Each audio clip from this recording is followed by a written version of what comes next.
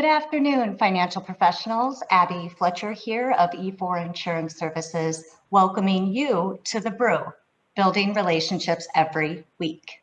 Thanks for tuning in today. For those of you joining the BREW for the first time, welcome. We're glad you're here. Also, happy St. Patrick's Day. Hope you all are wearing green out there. And if not, I'm virtually pinching you. Today on the BREW, as part of our advanced planning series, we have Craig Geiger and Bob Vashko of Lincoln Financial.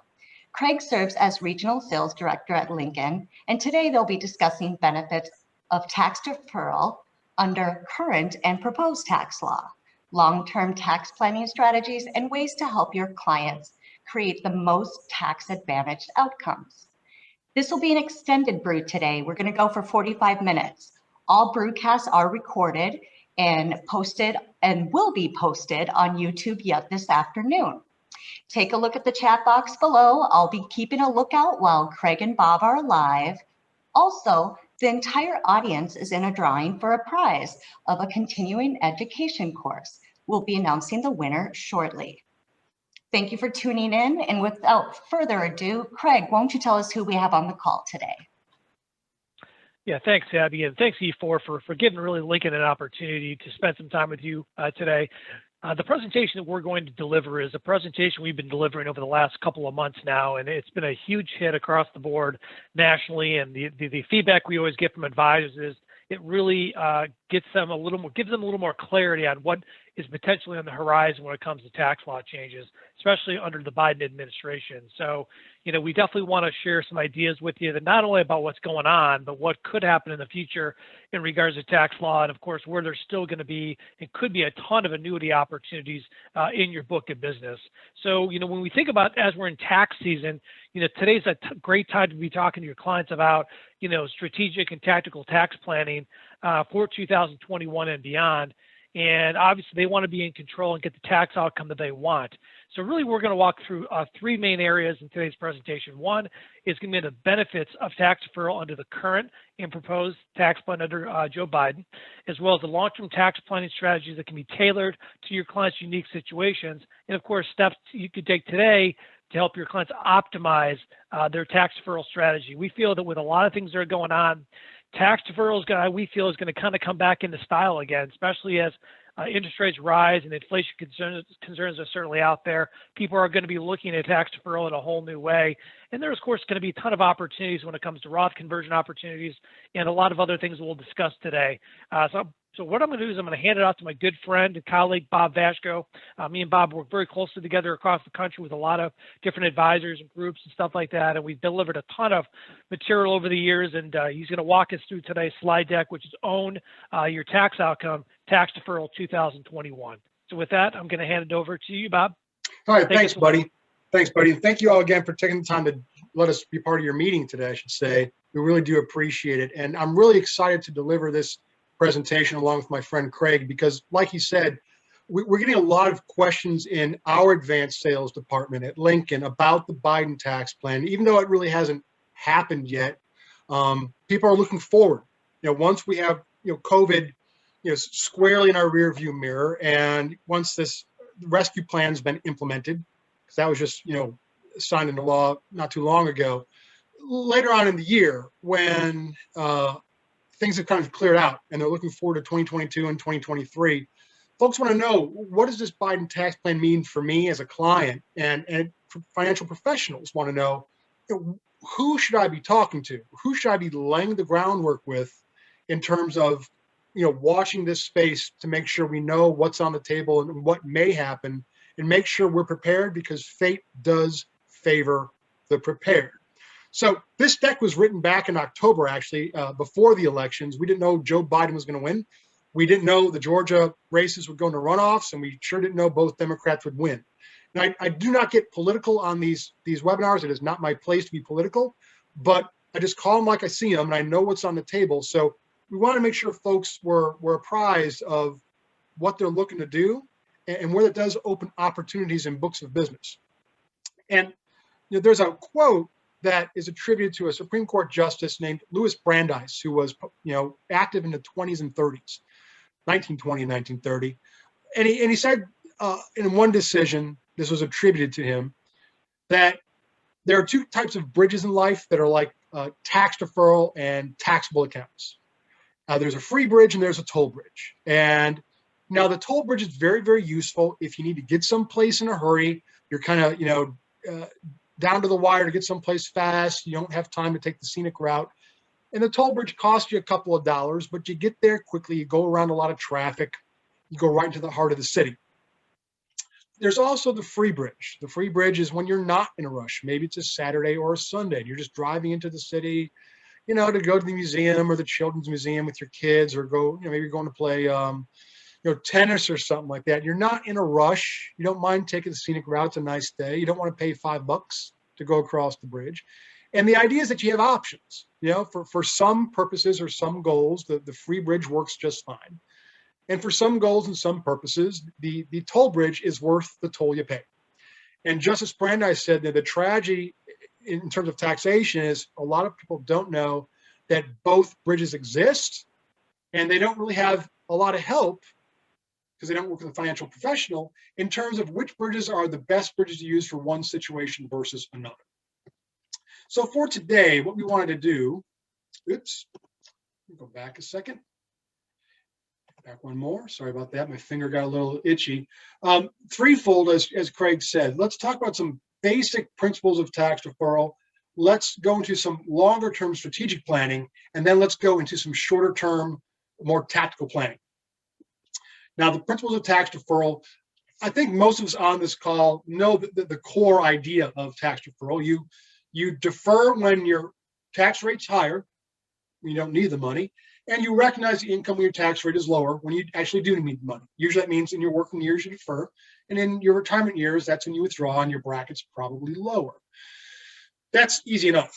But when we talk about when should I put money into a tax deferred account, or when should I keep money in a taxable account, there are lots of factors to review. And I'm not going to read them all off today for the sake of time, but they're all on the screen. And lots of things to plug in to have those deeper conversations with clients. And in terms of should I put it in taxable versus tax deferred, there are some common threads that we hear, Craig and I hear in the business about, should I put this in my IRA? Should I just keep it in my bank account or a brokerage account? Or should I put it in a non-qualified annuity? And the one we often get is the one about cap gains. And the conversation usually goes like this, and it's a very, very good, worthy conversation, is that, if I'm investing and I am throwing off long-term cap gains, that's only taxable to me, maybe 15 or 20%. That's lower than my ordinary income tax bracket. And as we all know, annuity income is all ordinary income. So why do I put anything in a tax-deferred account when I can keep it taxable and recognize it at a lower rate? And that's a very, very good question. And I would say that there are lots of reasons to buy an annuity. I'm not saying for every person or for every dollar they own, but there are some things to think about. First and foremost, with a tax-deferred contract, the client, not the IRS, is in control of two very important things. They're in control of when they recognize income, and they're in control of how much income they recognize, right? Because you can control what your distribution size is too, right? So with an actively managed account, for example, if you're holding managed money or things like that, if it's actively traded especially, it's kicking out dividends and interest and cap gains distributions. And you're receiving tax bills on that. You're receiving, taxation or taxable income on that. And you have to pay that yourself, whether you're actually using the money or not, right? If you're reinvesting dividends or not liquidating yourself personally. So there's that. You are kicking off that. And if the portfolio trades heavily, it's really actively traded, where you have a turnover ratio of 100, 200, I've seen, 400, 500% sometimes. Remember that if it doesn't hold it for a year, then it's kicking out short-term cap gains, which is the same thing as ordinary income anyway. So if you've got something in a taxable account that's, let's just say, blue chip U.S. equity and it's buy and hold passively managed, yeah, maybe that might be something that's good for a taxable account. But if you're looking for something a little more active, not passive, not ETF per se, That might be something where, look, if I'm not getting the preferential cap gains rate because they're trading so much in it, why not stick it into a tax deferred account where at least I can control when the income is attributed to me? Again, tax control is very, very important. It may become even more important under the Biden tax plan. The other conversation we get is about step up in basis. I buy a share of XYZ stock at $20 per share. Over the years, it's accumulated or grown to $100 per share, and then I die. The $80 of appreciation is stepped up in terms of tax basis for my kids. So they don't have to pay tax on that $80 of growth. It's absorbed by my estate. And my estate is not $11.7 million right now, so I won't actually pay any estate tax. That may change under the Biden plan for two reasons. We'll get to a little bit later on, but first off, they may be getting away with step up in basis and cap gains. And secondly, they may be lowering the estate tax exclusion down to $3.5 million. So step up in basis is important. But again, like I said earlier, if you're actively trading or your manager's actively trading and they're kicking off cap gains, interest and dividends that you're paying income tax on, they call that leaky basis. You are essentially stepping up that basis while you're alive. So you assume, oh, they get the big step up. But look, if you're paying all this income tax, this investment tax on stuff that you're receiving while you're alive, your step up in basis may not be as large as you think it is, especially if that account is actively trading. Last but not least, we hear often, annuities are expensive and managed money is cheap. And that's a very simple rule of thumb, I'll use air quotes, that we hear a lot. And I would say from a tax deferral perspective, annuities are not expensive at all.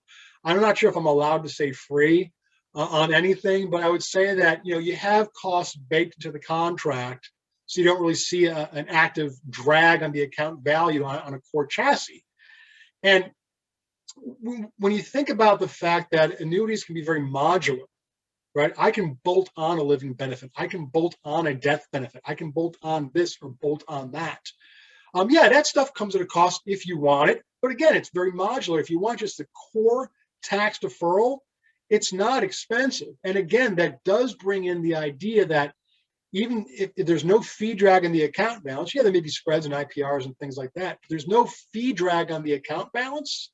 And again, you stay in control of when income is recognized and how much income is recognized as well too. So again, my last 3 or 4 slides with the teeter-totter is not to say tax deferral is good and managed money or naked mutual funds are bad. I'm just saying that you need to take a look at the kinds of assets you're using in each type of platform on each side of the teeter-totter and make sure that the type of asset you're using for that side is the most efficient way to invest those assets. And then we come to the Biden tax plan.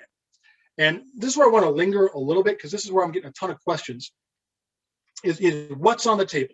And I should disclaim, again, a few things. As I said earlier, I do not get political on these calls. It is not my role or my place to be political. I just kind of call them as I see them, and we know what is on the table because President Biden's had this stuff out there since he announced his candidacy. And I don't know when this stuff will pass. I'm not sure how much of this list will pass. And to be sure, this is not everything on the screen is the entirety of his platform. These are just some highlights that I've pulled out that I think are probably where Lincoln, for example, can help people and you can help people as well too. So some commonality there. There's all kinds of stuff about child tax credits and corporate income tax rates and stuff like that too. But for personal financial planning, let's take a look real quick. First off, and these are in no particular order, but first off, they're looking to raise OASDI, Social Security tax, basically, on your W-2 wages and your self-employment income for dollars earned that are above $400,000. So as you all know, if a traditional W-2 employee, you chip in 6.2% Social Security tax, and your employer chips in 6.2%. Up to income of about $140,000 for 2021. And then that goes away, right? Then you don't get taxed above that 140. That's how it is right now. What President Biden is proposing is that we'll keep that same system in place, but for those people making more than 400, for those dollars above 400, we will double tax on Social Security. So you, the employee, pays 12.4, and your employer chips in 12.4 as well. Now, this is obviously a way to shore up Social Security's funding problems. Right now, we're expected to run out of money in the reserves in 2035. That actually came up last year, is at 2034, but actually we had a solvent year in 2019, and we had maybe a minor deficit in 2020. But we're still going to run out at some point. We just push it back a year. But again, this OASDI tax is meant to kind of shore up those reserves so we don't have to start paying reduced benefits before the end of the 2030s. Now, I grant you, majority of Americans don't make more than $400,000 a year, but for the people we work with, maybe the higher end of a book of business, they definitely need to know about this, because there may be some benefits in tax deferral to keep the income below $400,000. Why? Look at the next bullet point. Because the top tax bracket will go up to 39.6 for incomes that's earned income above $400,000. Now, what's interesting is that not only are they raising the top tax bracket, just the top tax bracket to 39.6, back to Obama level era levels.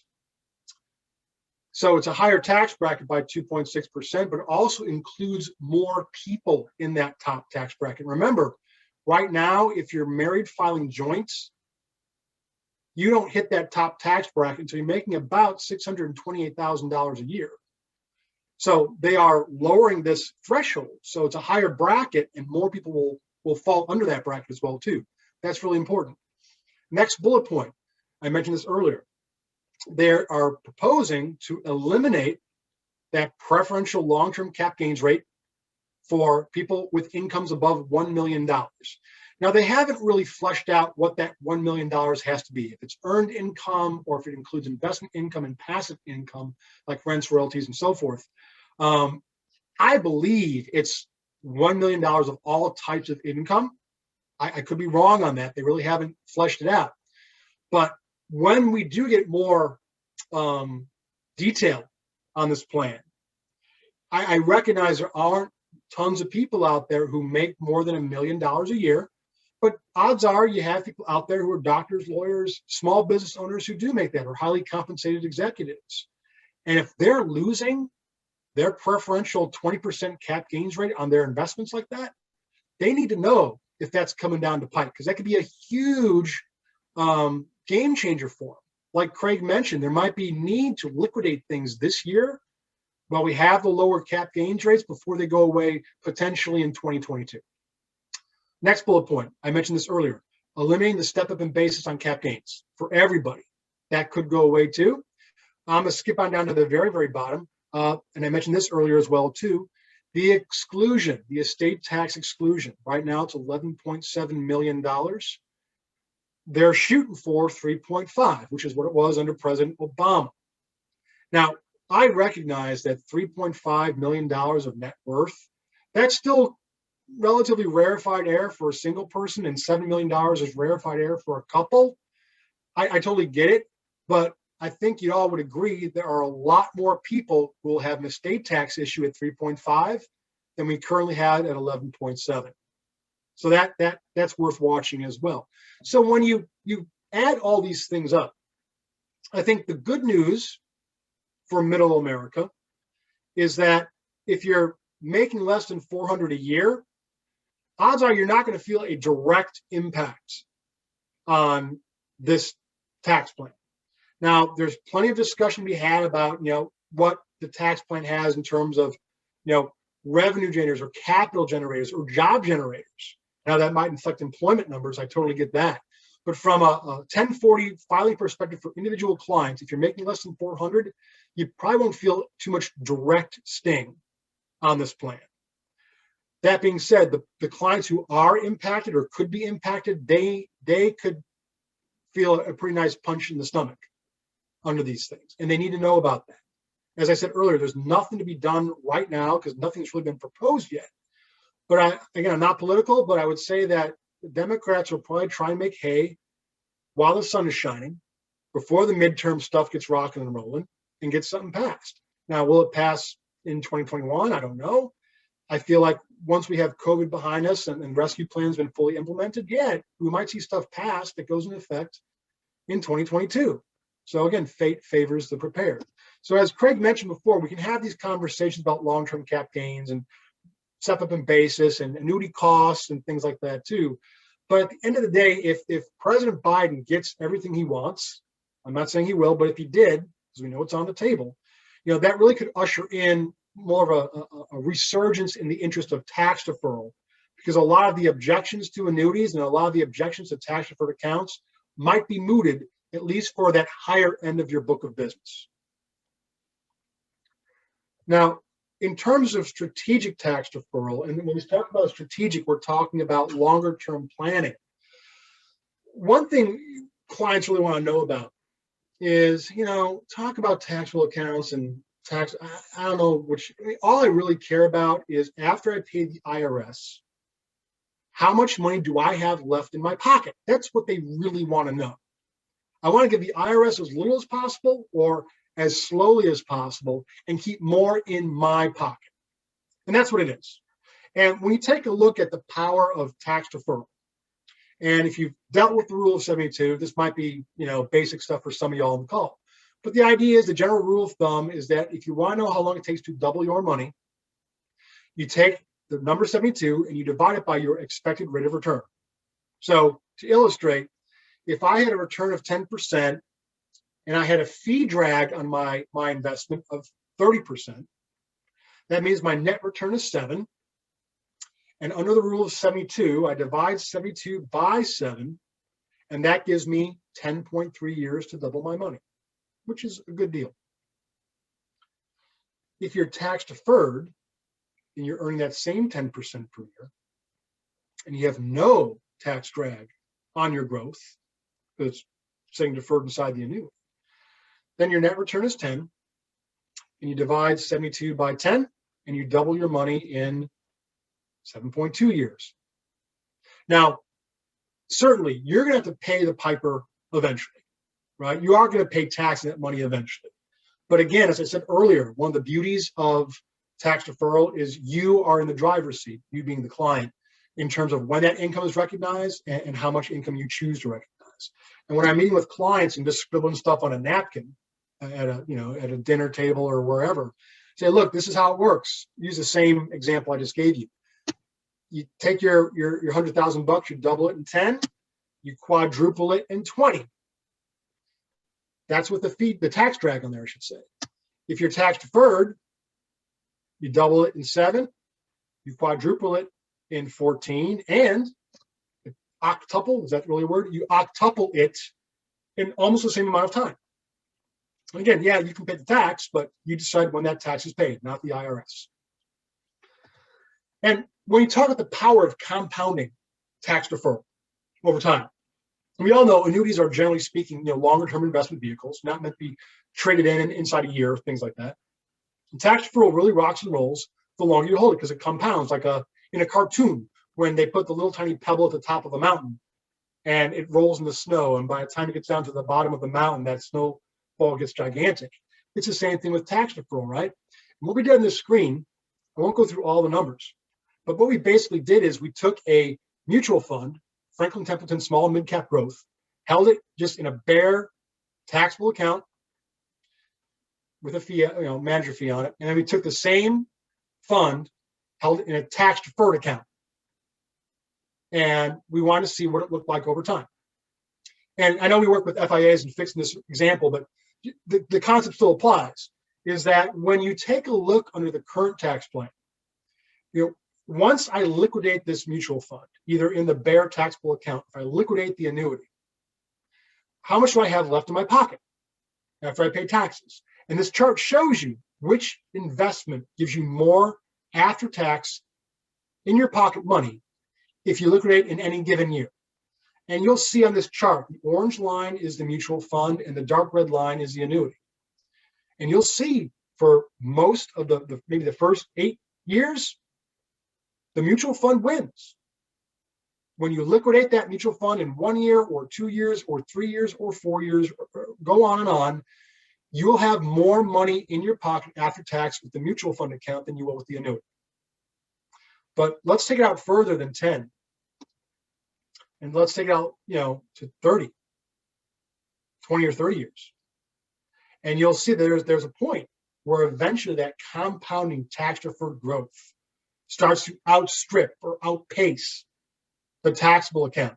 Because again, you got that little pebble that's starting to roll down the hill and get bigger and bigger and bigger and bigger by the time it gets to the bottom.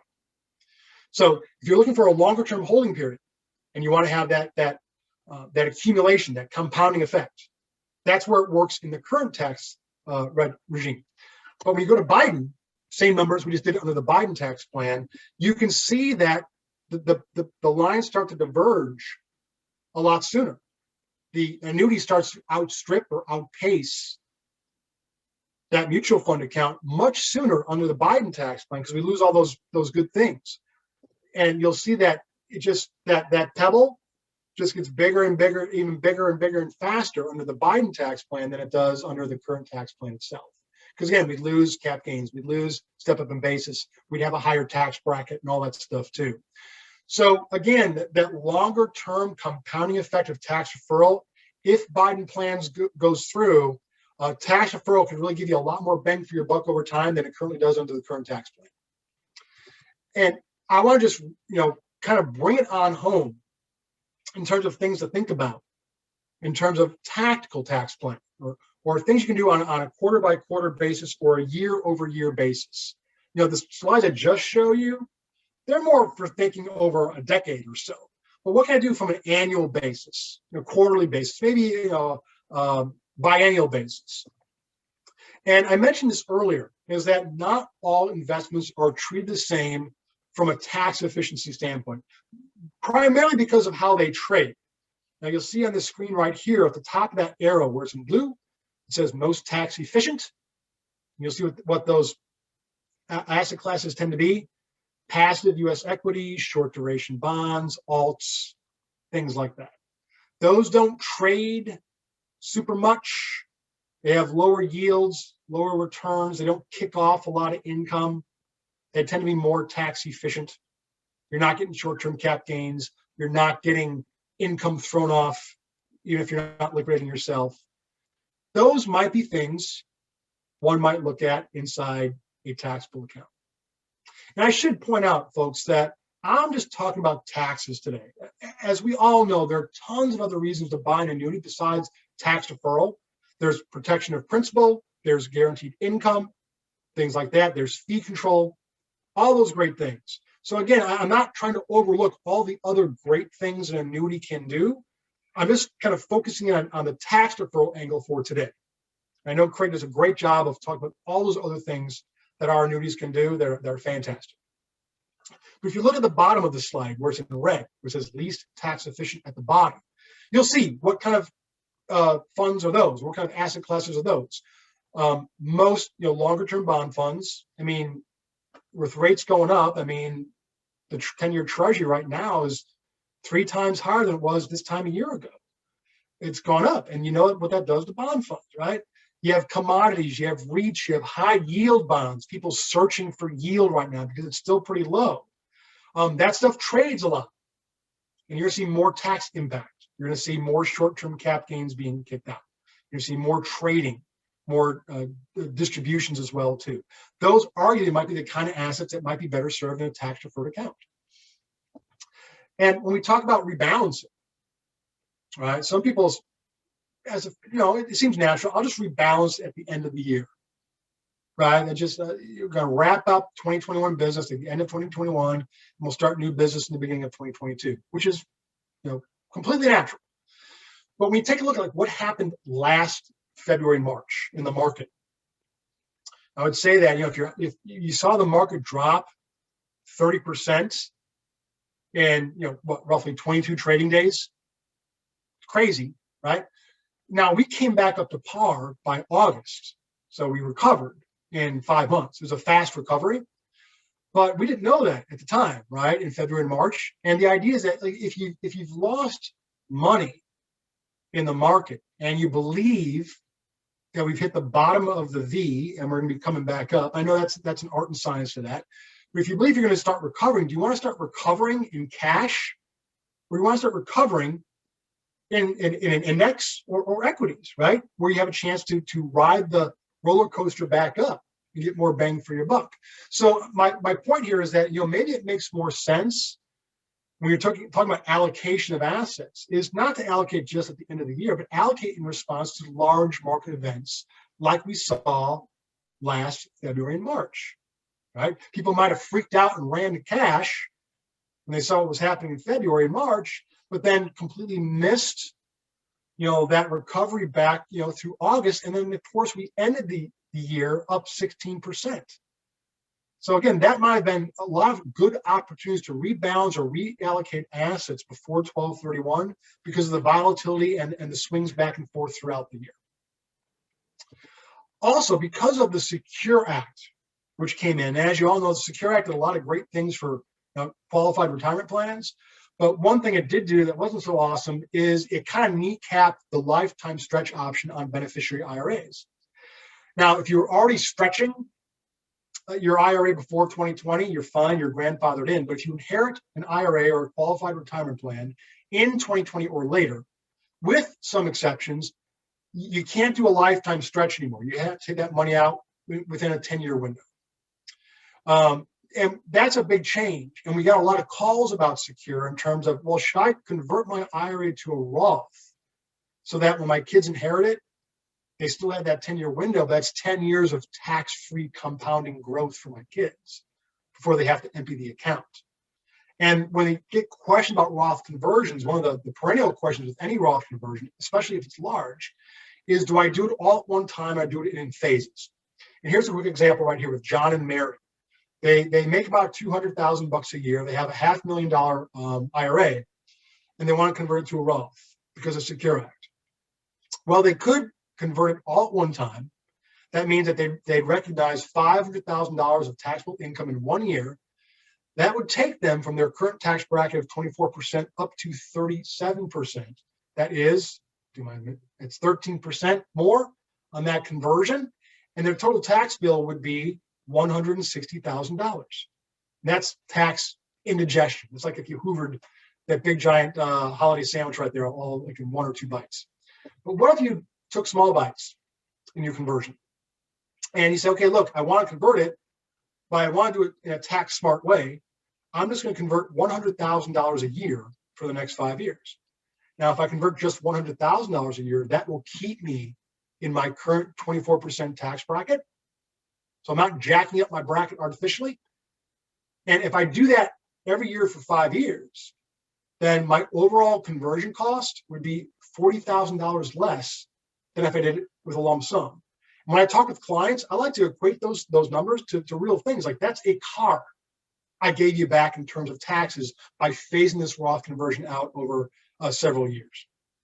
And I know Craig has some things to mention when I wrap up about these Roth conversions at Lincoln, because we have a lot of great options to allow folks to do these phase conversions over time. But I have one more slide I'll wrap up with, and I'll hand the floor back to my friend Craig, is don't forget about Social Security and Medicare. Remember, the amount of income you recognize in a given year will impact how much of your Social Security benefit is taxed and at what rate. Also, we get a lot of calls about this too, is Medicare premiums. Now, as you all know, there are 4 parts to Medicare, A, B, C, and D. And Part B and Part D are respectively your outpatient treatment, and D is your prescription plan. B is the one where you pay the most money. B is like the one you really worry about. But what Medicare does on Parts B and D is they assign a surcharge if you make too much money. Call it tax, I don't know whatever you want to call it. They call it a income-related monthly adjustment amount. That's IRMA. And if you make too much money, your premium for Part B might start out at about $200 and change. But by the time you get to the bottom of the surcharge scale, you might be paying an extra on top of that, an extra $400 per month on your Part B, just because you make too much money. And what's important is that Medicare looks back 2 years to your income. So if you're filing for Medicare today in 2021, they will look at your income from 2019. And if it's high enough, they'll start adding those surcharges. So you've got to think 2 years ahead on this Medicare plan, especially if your income is high, to make sure if you can defer it. So when they do that 2-year look back, you know that they're looking back at as low a number as possible to keep your Medicare surcharges low. So that's a lot of stuff to throw at you, folks. I recognize that. It's kind of a mishmash for sure, but I think that Biden tax plan, and again, I'm not being political, but I think the Biden tax plan has a lot of people wondering, worrying perhaps, what's going to happen if this platform goes through for me? Again, if you're making less than 400, maybe not so much, at least directly. But if you have doctors, lawyers, small business owners who are above that $400,000 threshold, I think now is a fantastic time to start identifying those people who may be impacted and just reaching out and let them know, hey, look, there's nothing to do right now. Nothing has actually been formally proposed. We don't know how they're going to vote. Maybe Joe Manchin will throw a monkey wrench into all this stuff. I don't know. But as I said earlier, fate favors the prepared. So I just wanted to red flag some stuff for you. Let's put a pin in it and let's agree to reconvene at the end of the summer or in September and make sure we know what's happening in 2022 and start having a plan. Because we don't want to wait until December 28th and then realize we got to do this or do that or fund this trust or gift these assets away or liquidate that stock holding with 3 business days left in the year, because it probably won't get done in time. And my friend Craig, again, he is excellent at helping you spot these opportunities where we can plug in these situations and make sure that we can help the client either liquidate assets and reinvest them in a tax efficient manner for themselves or for their kids. So Craig, buddy, taxable versus tax deferred, tax deferral over the long term, or smart tax decisions in the meantime, we can cover it all for you. So Craig, buddy, I'm going to stop sharing my screen and hand the floor back to you. Thank you for allowing me part of your meeting. And again, thanks to everybody at E4 for letting us be part of your day today. Thank you again. Thanks, Bob. Appreciate the opportunity for you to be on today's call. I know we got a lot of great information. Really at Lincoln, we're very well positioned to help you as an annuity carrier. We're very well positioned on the accumulation front. Right now, we had a recent rate increase on Monday. We're one of the top FIA carriers out there. Just to kind of give you a snapshot of our 2 proprietary indexes that are very popular in this market is our S&P 500 Daily Risk Control. That's an uncapped strategy with a spread. Dividends are included, no bonds, so it's a very easy to explain index. It's a 1-year strategy. We also had an increase on our Fidelity Index, which is more of our value-based index, 125 blue chip dividend stocks. Now it's currently up to 80% par, so very, very competitive there as well. And of course, Lincoln's also well positioned and well established over the years, having a very strong renewal rate strategy. And we know for your accumulation business, that's very important to you. And at the same time, I also recognize there's going to be clients that are going to need income. And we've definitely run scenarios where kind of reps are kind of looking at doing a basic accumulation product like ours, and then doing a spend down strategy instead of using the income rider as an alternative. Because obviously with that 1% fee drag every year, and if the income payout's not as good as it was even 12, 18 months ago, reps are kind of looking at an FIA and then doing a spend down strategy, either income now or income, let's say, in 5 years. So I'm going to be sending over a couple sample quotes with some different things for you guys to look at. I'm going to send it over to John. He's going to forward it on to you guys. It'll also have some information on our various indexes and kind of give you some transparency from that standpoint. And then, of course, let's just talk about 2 things we talked about today. Let's talk about the Roth conversion. Like Bob had said, we don't know where tax rates are going. I mean, if the Biden tax plan happens the way we're looking at it today, tax rates are most likely going up. So maybe it's time now for clients that have pretty sizable IRAs to start move your IRA over to Lincoln and then start doing partial Roth conversions over the next couple of years, stretch out that tax burden over a number of years and get that done now versus waiting for taxes to go up. And on the flip side of it, we talked about Secure Act and how they took away the lifetime stretch. For your non-spouse and Benny IRA opportunities where kids are inheriting annuities and they got to do that full 10-year stretch, Lincoln is one of the few companies that's doing that type of business where you can do the 10-year stretch with our products. So just kind of food for thought. We definitely appreciate the opportunity to present with you today. And like I said, John Florence is going to be getting all the things that I just covered in one email, just to make it easier for everybody so they don't have to take a bunch of notes and just have all the things you can look at after today's call. So at this point, I'm going to throw back to Abby and John to close us out. Thanks, Bob and Craig. Great share. Very timely. You've given us a head start on what's coming. I actually got a laugh at your reference to big bites causing tax indigestion. I think I'm going to be using that throughout the week. I've opened up the lines if there are any questions from the audience.